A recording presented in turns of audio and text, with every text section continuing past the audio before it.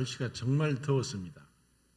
정말 이게 대한민국인지 동남아시아인지 모를 정도로 더운 것 같습니다.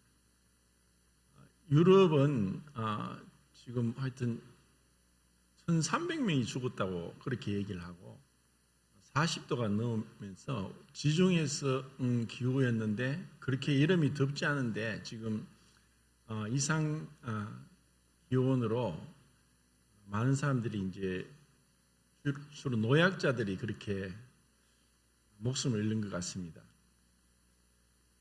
말씀대로 주님의 오심이 가까이 오고 있고 또 미국과 이란의 전쟁이 끝나는 것 같았는데 또 끝이 나지 않고 또 러시아, 우크라이나는 계속되고 있고 그리고 또 베네수엘라는 또 지진으로 수천 명이 또 죽었다는 그러한 소식도 들립니다. 어떻게 보면 우리가 살아가는 것이 하루하루 기적 같은 삶이고 우리에게 어떠한 문제도 없고 어려움이 없다고 해서 사실 모든 게 다 그냥 쉽게 형통하게 되는 건 아닌 것 같습니다. 우리에게도 어떠한 일이 일어날 수도 있고 또 예기치 못한 불확실한 미래 가운데 살고 있습니다.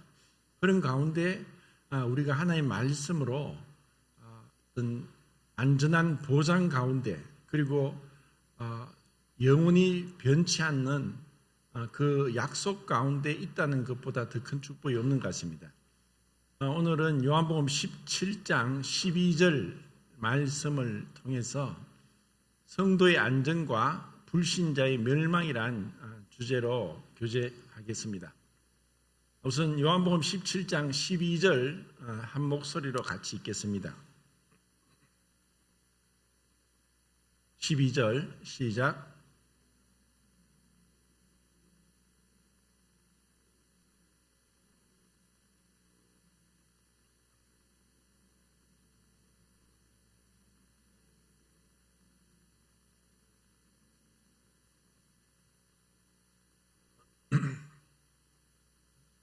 우리는 이제 이 12절 말씀에서 성경에서 또 교회사 2000년 동안 많은 논란이 되어 왔고 또 이것으로 인해서 분쟁이 되어 왔던 그러한 구절을 봅니다.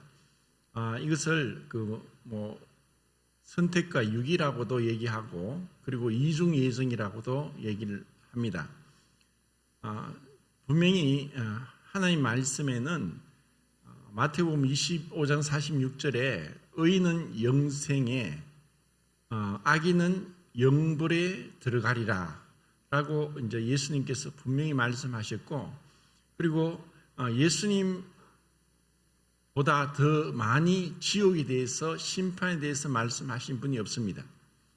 어떻게 그 사랑의 예수님께서 서로 사랑하라라고 그렇게 외치셨던 그 예수님께서 지옥에 대해서 가장 많이 말씀을 하셨는가? 이것을 우리가 제대로 알아야 될 필요가 있고 그리고 우리 성도들이 얼마나 안전한 가운데 있는가 하는 것도 또 우리가 어떤 은혜 가운데 구원을 받았는가 하는 것도 우리가 생각해 보겠습니다.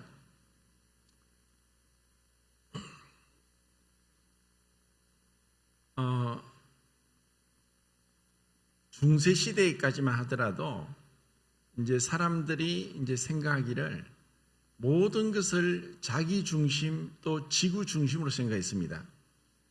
그러니까 지구가 가만히 있고 태양이 동에서 떠서 서로 가니까 태양이 움직인다 해서 천동설을 주장했습니다. 그런데 1543년도에 이제 코페르니쿠스라는 사람이 오랫동안 그 천체를 관측하다가 그 천동설이 아니라 지동설, 지구가 움직인다는 얘기를 그 책에 쓰고 그 해 죽습니다. 죽고 나서 그 책이 나왔는지 그러니까 그때까지만 하더라도 사람들은 그게 별 생각이 없었죠. 지구가 움직이든 태양이 움직이든 그게 뭐가 중요하냐 그렇게 해야 할지 모르지만 올바른 판단, 진리를 아는 건 중요하기 때문에 지구가 움직인다고 하는 그 얘기를 하고 나서 또 거의 한 100년 정도 지난 1632년도에 갈릴레오 갈릴레이가 목성의 위성과 금성을 관측하다가 또 태양이 움직이는 것이 아니라 지구가 태양 주위를 움직인다고 하는 지동설을 또 책에 써서 뭐 두 개의 우주에 대한 질서인가 하여튼 이런 책을 써서 발표를 했는데 이로 인해서 그 당시에 이제 가톨릭 교회에서 교황과 주교들이 갈릴레이를 불러서 이제 재판을 했습니다. 어떻게 지구가 움직일 수 있느냐? 태양이 움직인다. 지구가 중심이다. 이렇게 얘기를 하는데 자기가 이 지동설을 주장하다가 까딱하면 죽을 것 같은 거예요. 그러니까 죽음을 택하느냐 지동설을 택하느냐 그러다가 예 맞습니다. 그냥 천동설입니다. 이야기하다가 재판을 받고 이제 목숨은 구했죠. 그렇게 해서 나오면서 한 말이 그래도 지구는 돈다는 그런 유명한 말을 했다는 얘기를 우리가 알고 있습니다. 이것을 보면서 사람들의 생각이 얼마나 편협됐는가 그리고 만약에 우리가 그 당시에 태어났더라면은 우리가 코페르니쿠스나 갈릴레오의 말을 들을 것인가 아니면은 우리가 생각하는 대로 우리가 믿고 싶은 대로 그냥 지구가 가만히 있는데 태양이 움직인다라고 믿을 것인가? 그렇다고 해서 뭔가 변하느냐? 그런데 사실 이거 참 중요한 문제인 것 같습니다. 그렇다고 해서 우리가 과학적으로 이 성경을 증명할 수도 없고 또 그렇다고 해서 성경이 과학적이지 않다라고 할 수 없습니다. 성경은 분명히 과학적이고 이성적이지만 성경은 과학을 초월하고 이성을 초월합니다.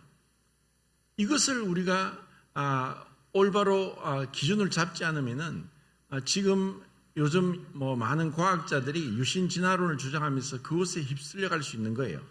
우주의 기원이 138억 년이다. 지구의 나이가 45억 년이다. 그렇게 이야기하고 과학적으로 얘기를 하면은 과학적인 전문적인 지식이 없는 사람들은 전문가가 그렇게 이야기하니까 그런갑다 이야기를 생각할 수 있는 거예요. 그러면 우리가 믿는 성경에서 완전히 다르다는 거죠. 성경에는 6일 동안 천지를 창조하신 것에 대해서 하나님 말씀하시는데 어떻게 그것을 우리가 받아들일 수 있는가? 그래서 하나님께서는 6일 동안 천지를 창조하시는데 첫째 날 빛을 창조하셨어요. 이것을 가지고 또 성경을 믿는다고 또 그 중에는 유명한 성경을 가르치고 또 교회를 부흥시켰던 유명한 목사님들 중에서도 이것을 창세기 1장은 상징적이다 하고 이것을 해석을 그렇게 하는 거예요. 왜냐하면 넷째 날 태양과 달을 창조하셨는데 어떻게 첫째 날 빛이 있을 수 있느냐? 그리고 넷째 날 태양을 창조하셨는데 어떻게 셋째 날 식물을 창조할 수 있느냐? 식물은 태양이 없으면 살지 못한다. 이런 논리를 내세우면서 창세기 1장은 상징이다 라고 얘기를 그렇게 해석을 한다는 거죠. 그것은 참 과학을 제대로 모르기 때문에 그렇게 얘기를 하는 거예요. 저도 과학에 대한 문외한이지만 하나님께서 6일간의 창조 중에서 첫째 날 빛을 창조하셨다는 것은 어마어마한 진리가 그 안에 들어있는 거예요.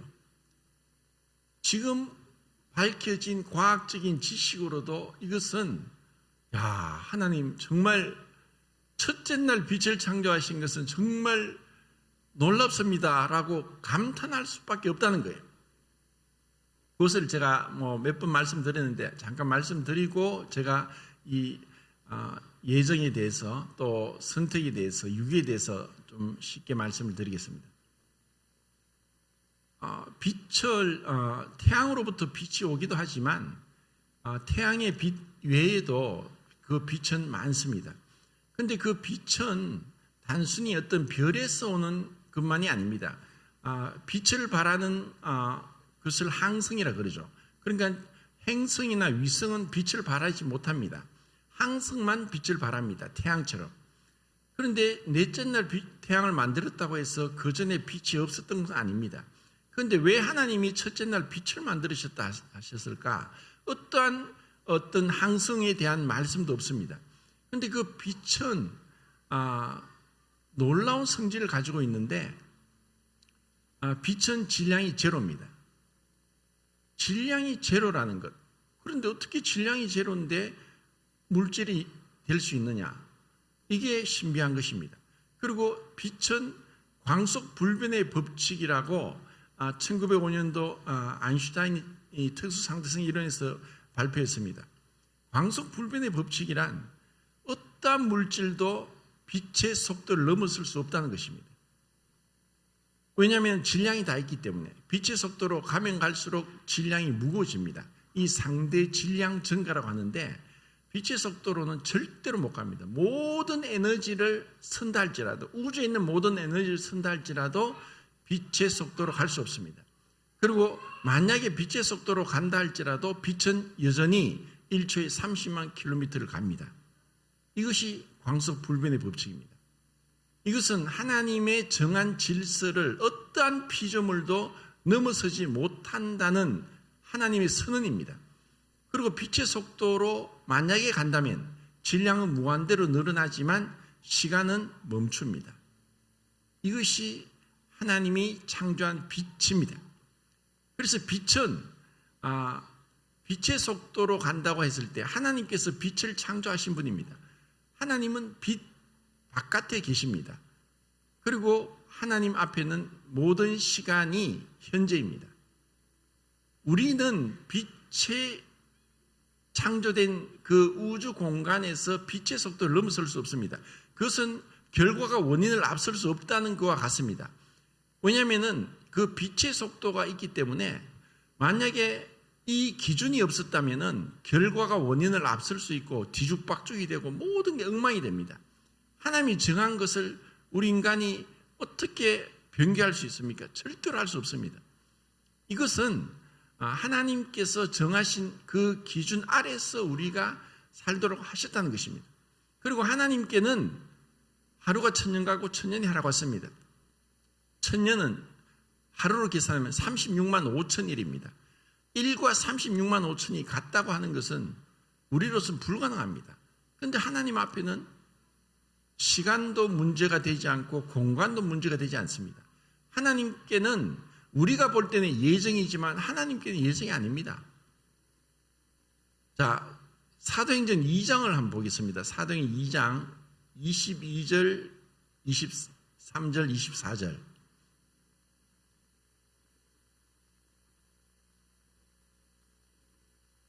사도행전 2장 22절, 23절, 24절입니다. 같이 읽겠습니다. 시작.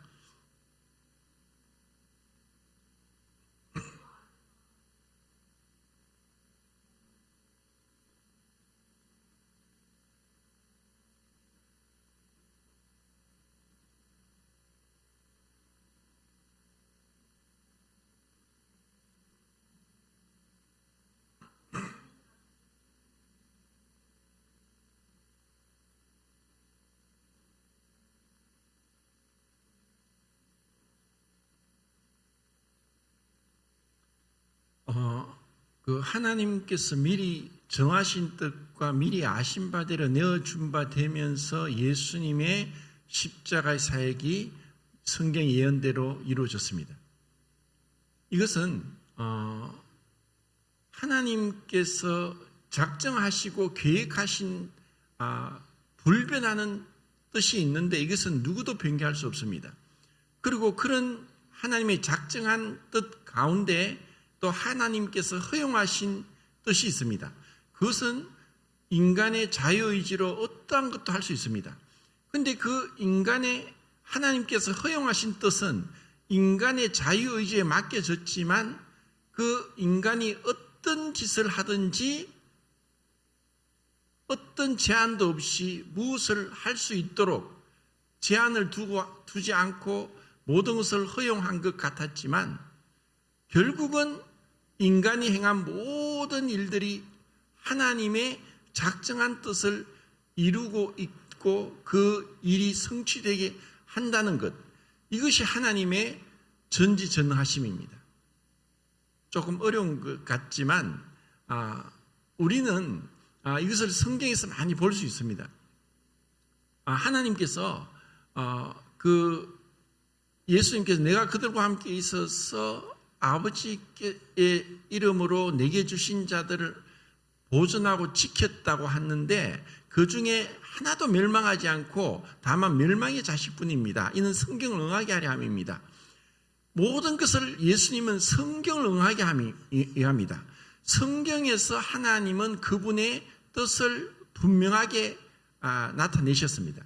그런데 이것을 잘못 생각해서 하나님이 예정하셔서 이중 예언을 얘기하는 사람들은 멸망할 자들도 예언했다. 그리고 선택받을 자도 예언했다. 그러니까 이것은 하나님께서 예정하신 대로 가고 있다라고 잘못 받아들이면은 이것은 하나님을 불의한 분으로 만듭니다.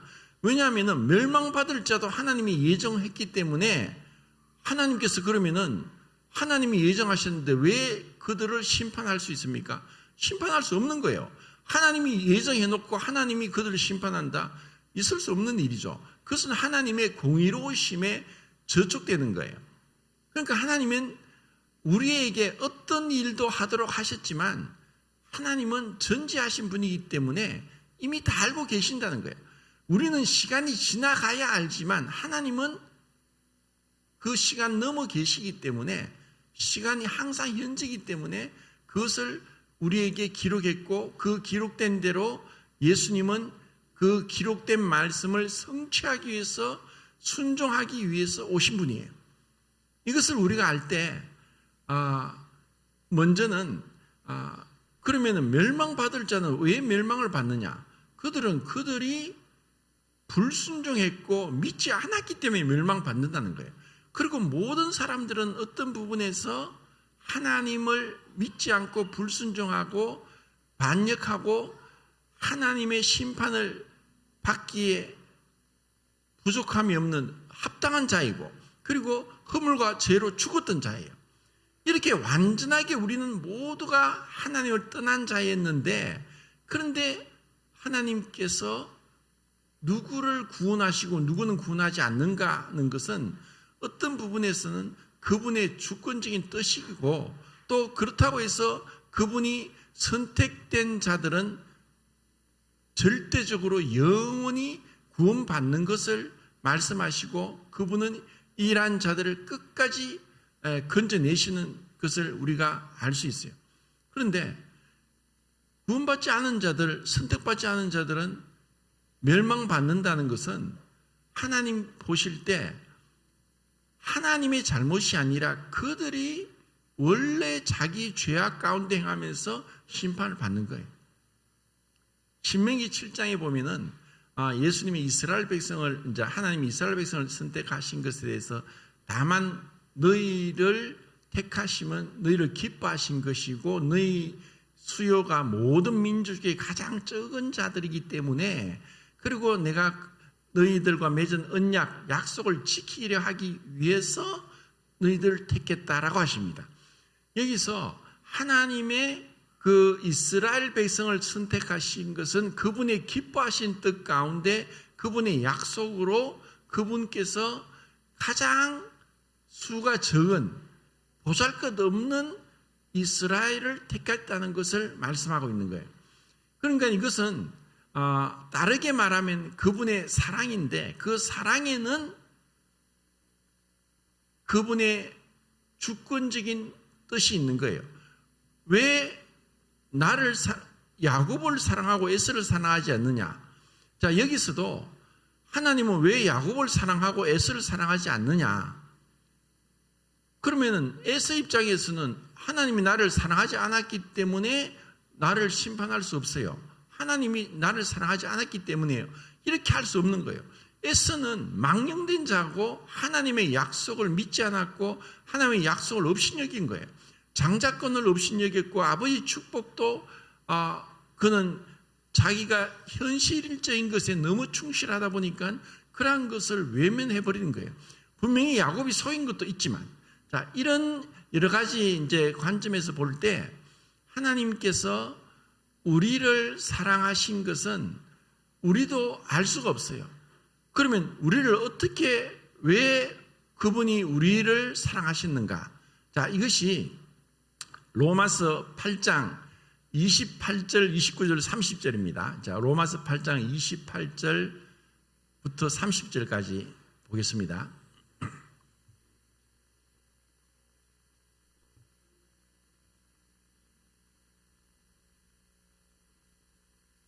자, 같이 읽겠습니다. 시작. 28절부터 30절. 시작.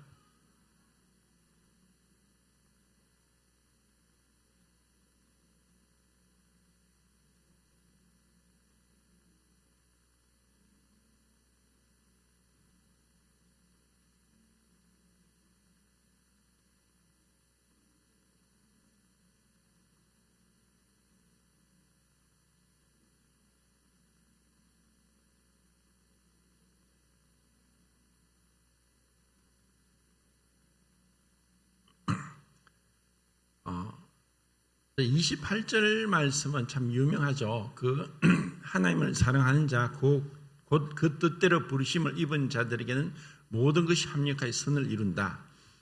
자, 하나님을 사랑하는 자는 그 뜻대로 부르심을 입은 자라는 것입니다. 자, 그 뜻대로 부르심을 입었기 때문에 하나님을 사랑하고 또 하나님을 사랑하기 때문에 그 뜻대로 부르심을 입었다는 것입니다. 그러면 그 뜻대로 부르심을 입은 자들은 29절에 하나님이 미리 아신 자들을 그 아들의 형상을 본받게 하기 위하여 미리 정하셨으니 라면서 미리 아신 자라고 얘기를 합니다. 그런데 여기서 미리 아신다는 것은 자칫 오해하면은 잘못 해석하는 게 뭐냐면은 하나님이 모든 걸 아시니까 우리가 예수님을 믿을지 안 믿을지 알고 있다는 그러한 의미로 안다는 것이 아닙니다. 여기서 우리가 예수님을 믿는다 믿지 않는다를 아는 것으로 만약에 해석을 한다면 어떤 해석이 나오냐면은 내가 하나님을 믿을 걸 하나님이 전지하신 분이니까, 시간을 초월하신 분이니까 미리 아시기 때문에 하나님이 미리 정하시고 부르셨다라고 해석을 해버리면은 그 구원의 근원이 우리의 믿음과 우리 자신에 있는 거예요. 그러면 우리 자신에게 있다는 것은 우리가 만약에 믿음 가운데 있지 못하면은 이 구원도 잃어버릴 수 있게 된다는 거예요. 이것이 예정을 주장하는 사람들의 모순입니다. 여기서 미리 안다는 것은 이게 히브리적 표현인데, 히브리의 알다라는 단어가 야다라는 단어인데, 이것이 이제 아까 제가 신명기 7장에 말씀한 사랑이라는 단어에 이 말씀을 쓰고 있어요. 미리 안다는 말씀은 그분의 사랑이라는 거예요. 그 사랑에는 어떠한 조건이 없어요. 그분이 누군가를 사랑하는데, 우리 사람의 사랑에 있어서도 누군가가 어떤 사람이 어떤 형제가 어떤 자매를 사랑하는 것은, 그것은 우리가 이렇게 사랑을 조건적으로 맞추어서 하라고 할 수 없는 거예요. 그것은 자연적으로 일어나는 거예요. 하나님의 사랑은 그렇다는 거예요. 그렇지만 하나님의 그 사랑이 우리의 어떤 불신과 우리의 어떤 그 반역에 대해서, 반역하는 자들에 대해서 그들의 책임을 회피할 수 없는 거예요. 에스가 그랬고, 그리고 유다서 1장 11절에 보면은 세 사람이 나와요. 그 세 사람이 가인의 길, 발람의 어그러진 길, 고라의 폐역, 이렇게 세 사람이 나와요. 이것은 가인은 하나님께서 분명히 아담이 범죄했을 때 아담과 하와 앞에서 그 무화과 나무 잎으로 부끄러운 데를 계속 가리고 있다가 그 잎이 마르면 또 무화과잎을 따서 또 치마를 하고, 그렇게 계속 하고 있던 그들 자신들 앞에서 하나님이 어떤 동물을 죽이면서 그 가죽을 그들에게 옷을 입힌 거예요. 하나님이 하신 거예요. 그들이 무엇을 깨달았느냐? 하나님 앞에서 우리의 죄를, 부끄러움을 가리는 것은 내가 뭔가 행위로 하는 것이 아니라 하나님이 하신 방법대로 그 희생 제물이 필요하다. 그것을 분명히 알았고 그것을 교육했어요. 그리고 그것을 누구에게 가르쳤느냐? 그의 아들 가인과 아벨에게 가르친 거예요. 그런데 가인과 아벨이 그런 부모로부터 교육을 받았음에도 불구하고 가인은 자기의 방법, 자기의 길로 행한 거예요. 아니야, 나는 내가 농사를 지으니까 내가 농사 지은 거로 하나님께 제사 드릴 거야. 하나님이 정한 뜻을 의도적으로 그는 부인했고 반역했고 자기 생각대로 행한 거예요. 이것은 하나님 앞에 가인이 잘못한 것이지 하나님이 잘못한 게 아니라는 거예요.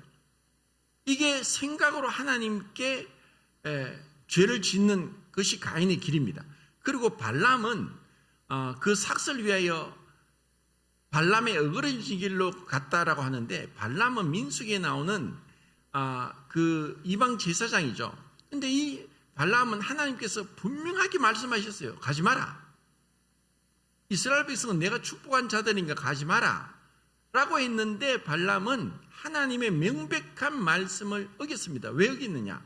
재물의 탐욕에 눈이 멀어서, 재물에 대한 탐욕 때문에 나귀가 말을 하면서 나귀가 그 길을 제지하고 못 가게 막았음에도 불구하고 발람은 하나님의 뜻을 불순종하고 자기의 뜻대로 불의한 대로 행한 것입니다. 그래서 가인이 불법을 행했다면 발람은 불의를 행했습니다. 그리고 고라는 해역인데 이것은 반역입니다. 의지적으로 하나님께 대적하는 겁니다. 하나님이 정한 제사장 아론의 자손들만 제사장이 되게 했음에도 불구하고 자기가 레위 자손이라고 해서, 분명히 레위가 고핫과 게르손과 무라리를 낳았지만 그 고라는 고핫 자손의 아들이죠. 그런데 고핫이 아므람과 이스하를 낳았는데 아므람의 자손이 아론이고 이스하의 자손이 그 고라입니다. 그러니까 고라는 아론과 사촌간입니다. 그렇지만 하나님은 아론 자손만 제사장이 되게 한 거예요. 그것에 대해서 불만을 품었고 반역한 것이 고라의 폐역입니다. 이것은 명백하게 그들의 죄로 인해서 하나님 앞에 죄를 범한 거예요. 자, 이것처럼 그러면 여기서 29절에 하나님 미리 아신 자라고 했을 때, 미리 아신 자는 하나님의 우리의 어떤 인격적인 것으로 모든 걸 아시는 것을 얘기하시지, 우리가 믿을지 안 믿을지 했던 우리의 믿음으로 그분이 우리를 부르신 것, 정하시고 부르신 건 아니라는 것이에요. 전적으로 그분의 은혜로 부르신 거예요. 그리고 은혜로 부르셨기 때문에 뜻대로 부르심을 받음으로 인해서 우리가 다르게 말하면 사랑을 입었기 때문에 그분을 사랑하는 거예요. 그것이 28절 말씀이고, 이 28절의 사랑을 지금 29절에 적용해야 되는 거예요. 미리 아신 자들을 그 아들의 형상을 본받게 하기 위하여 미리 정하셨다. 그분의 미리 아심을 따라서 우리는 그 아들의 형상을 본받기 위하여 예정을 입은 거예요. 그리고 그들을 많은 아들 중에 맏아들이 되게 하기 위해서 미리 정한 자들을 부르신 거예요. 여기서 부르심은 복음서에 나오는 청함을 받은 자가 아니라 택함을 받은 자예요. 여기 부르심은 유효한 부르심, 그리고 효력 있는 부르심이라고 이 성경학자들이 얘기를 해요. 그러니까 이 부르심은 마치 무덤에서 죽어서 4일이나 된 나사로에게 예수님이 나사로야 나오너라 했을 때의 부르심이에요. 나사로는 죽었어요. 죽어서 4일이 지났어요. 듣지도 못하고 보지도 못하고 냄새도 못하고 움직이지도 못하고 살이 썩어서 문드러지고 그 썩어서 물이 흘러내리는, 진물이 흘러내리는 인간적으로는 끝이에요. 살아날 수 없고 다시 일어날 수 없고 절대 불가능한 가운데 있는 자가 나사로라는 거예요. 그런데 나사로가 예수님이 말씀하시는데 그것을 듣고 믿음으로 일어났습니까? 천만에요. 나사로는 들을 수도 없어요.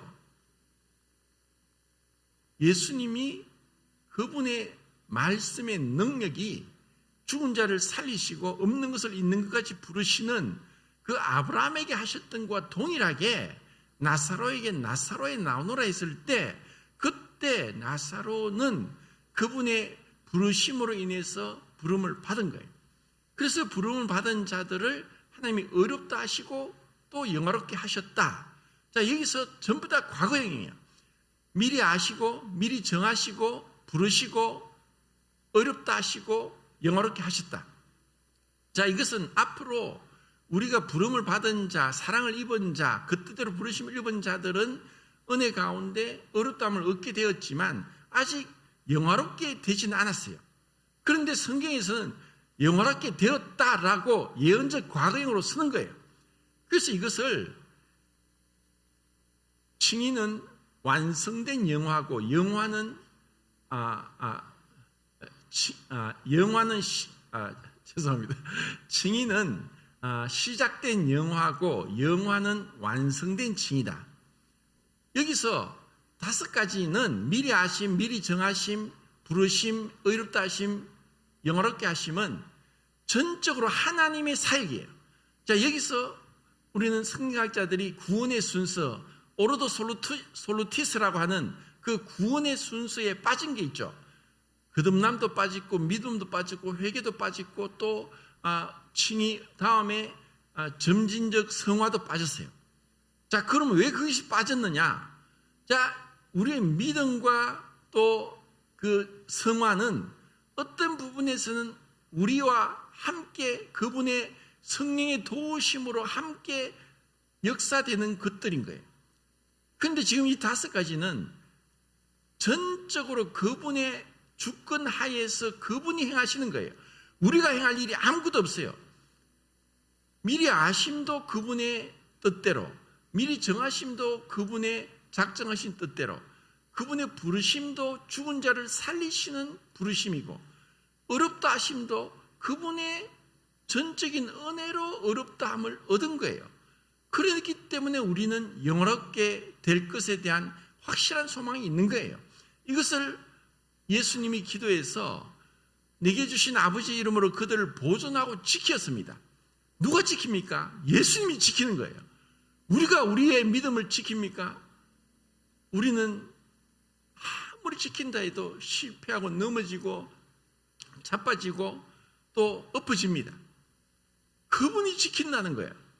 전적인 은혜예요. 이것을 은혜라고 하는데 제가 모친들하고 이제 창세기 성경 공부를 하면서 아브라함이 창세기 12장에 부르셨는데 그 7가지 약속을 하시죠.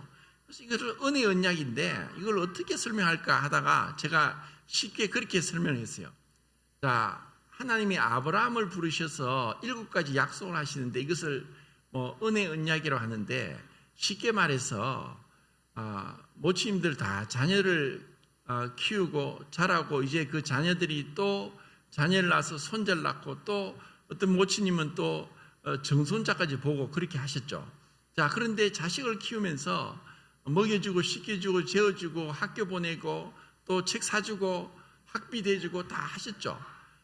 그렇게 했는데 그렇게 했기 때문에 자식들한테 내가 이렇게 했으니까 이만한 수고와 또 돈이 들었으니까 내한테 돈을 다 내놔라고 합니까? 하니까 웃더라고요. 안 그러죠. 왜 안 그럽니까? 자식이니까. 왜? 은혜로 하는 거예요. 이것이 은혜 언약이에요. 하나님이 아브라함을 부르심도 그렇고 또 바울을 부름도 그렇고 우리를 부름도 그런 거예요. 은혜로 부른 거예요.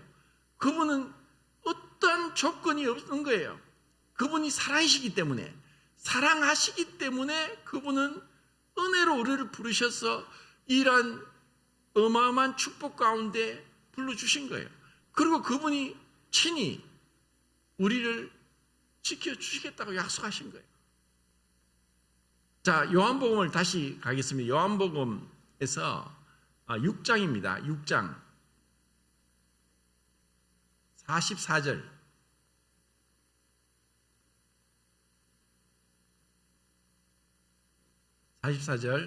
자, 읽겠습니다. 시작.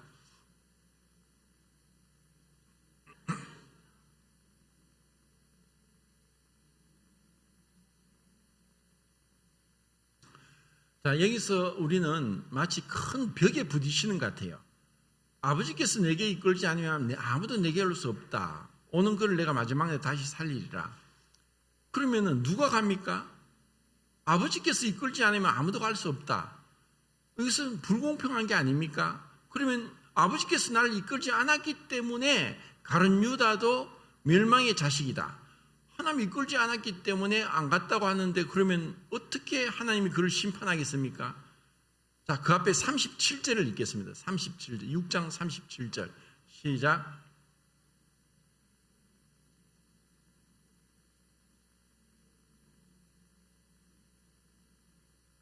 자, 여기서 아버지께서 내게 주신 자는 다 내게로 올 것이요 내게 온 자는 내가 결코 그를 내쫓지 아니하리라. 자, 아버지께서 내게 주신다라고 했을 때, 자, 이것은 하나님께서 마치 첫째 날 빛을 창조하신 같이 그 기준인 거예요. 그분이 작정하신 뜻이고 그 작정하신 뜻은 절대로 불의하지 않고 또 그분은 공정하지 않다거나 불합리하지 않은 완벽한 거고 누구도 핑계치 못하고 누구도 한명하지 못하는 거예요. 그 뜻을 얘기하고 있고 그 뜻 가운데 부름을 받은 자는 누구든지 그분 앞에 갈 수 있어요. 그렇기 때문에 하나님이 성도의 안전에 대한 것은 그분의 은혜로 예수님께서 끝까지 보존하고 지키신다고 약속하셨어요. 내가 저에게 영생을 주느니 영원히 멸망치 아니할 터요 또 저희를 내 손에서 빼앗을 자 없을 것이다 라고 요한복음 10장 28절에 말씀하셨어요. 이것이 성경에서 말씀한 성도의 안전입니다. 이것을 좀 성도의 견인이라고 하는데 구들 견자에다가 참을 인자를 씁니다. 우리는 왜 구원을 받느냐? 우리가 어떻게 이런 어려운 여러 가지 시험 속에서 견뎌냈느냐? 그분이 우리를 부르셨고 지키시고 보호하시고 믿음을 주시고 인내를 주시고 하시는 거예요. 그래서 환난은 인내를, 인내는 연단을, 연단은 소망을 이룬다. 그분이 이런 어려운 가운데서 우리의 믿음을 지키고 계시기 때문에 우리는 절대 안전한 거예요. 이것이 주님으로 인해서 우리가 교만해지지 않고 겸손하게, 그리고 이것이 미래에 대한 불확실하지 않고 확실한 안전 가운데, 그리고 정말 주님이 우리를 은혜로 부르셨기에 그분처럼 내가 거룩하니 너희도 거룩하라, 거룩함 가운데 우리가 살도록 하는 거예요. 이것은 이 놀라운 은혜를 알고, 그래서 로마서 8장 31절부터 39절까지에는 이 감당하지 못할 그분의 사랑에 대한 그 확실함과 충만함으로 인해서 찬양을 하는 거예요.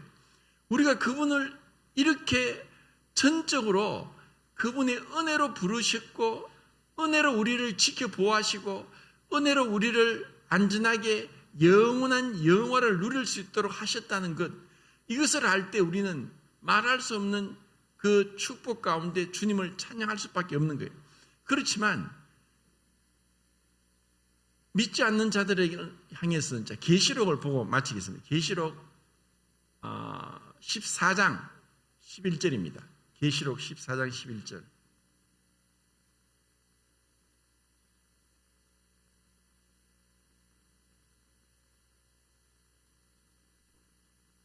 시작.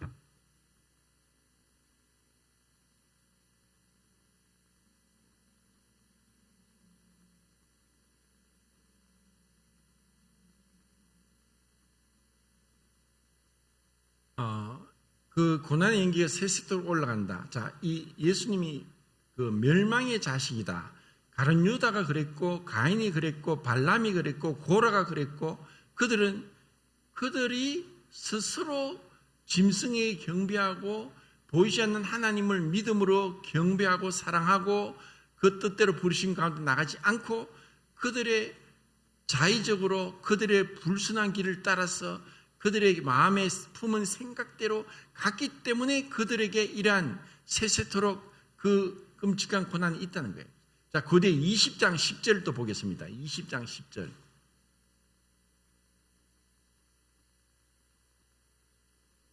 시작.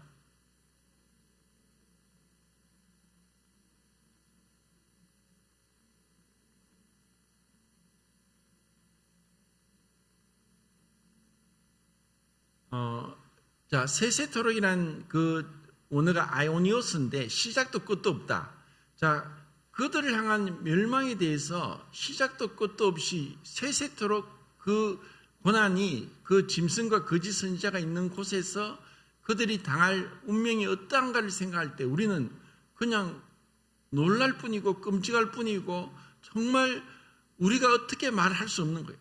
그분이 그렇게 하신 것에 대해서 누구도 하나님 이게 잘못됐습니다, 불의합니다 라고 할 자가 아무도 없다는 거예요. 그러면 우리는 무엇을 주장하느냐? 고대 22장 5절입니다. 자, 22장 5절 시작.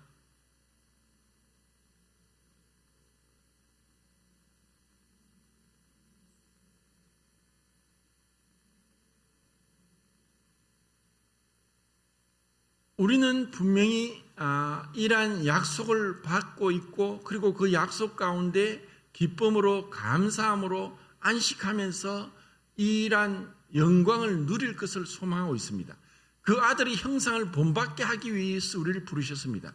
그리고 우리를 세세토록 왕노릇하게 하시고 그리고 영원한 평화 가운데 더 이상 전쟁이 없고 죄가 없고 죽음도 없고 눈물도 없는 고통도 없는 곳으로 우리를 이끄실 것에 대해서 소망을 품고 있습니다. 이러한 소망을 품고 있기 때문에 우리가 믿음으로 인내하면서 주님 앞에 나가는 거예요.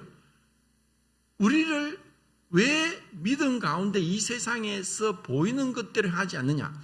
그 앞에서 말한 가룟 유다나 가인이나 또 발람이나 고라나 모두가 다 그들은 보이는 대로 이 세상을 쫓아서 그렇게 행한 거예요. 그들에게서는 핑계치 못하는 거예요. 그들은 믿음이 없었고 하나님을 사랑하지 않았고 그 뜻대로 부름받은 것에 대해서 거역했어요. 이것에 대해서는 하나님이 그들에 대한 합당한 보응을 내리실 겁니다. 그런데 우리는 어떠하냐? 우리는 어떠한 가운데 있느냐? 예수님께서 내가 그들과 함께 있어 내게 주신 아버지 이름으로 그들을 지키고 보존하였나이다.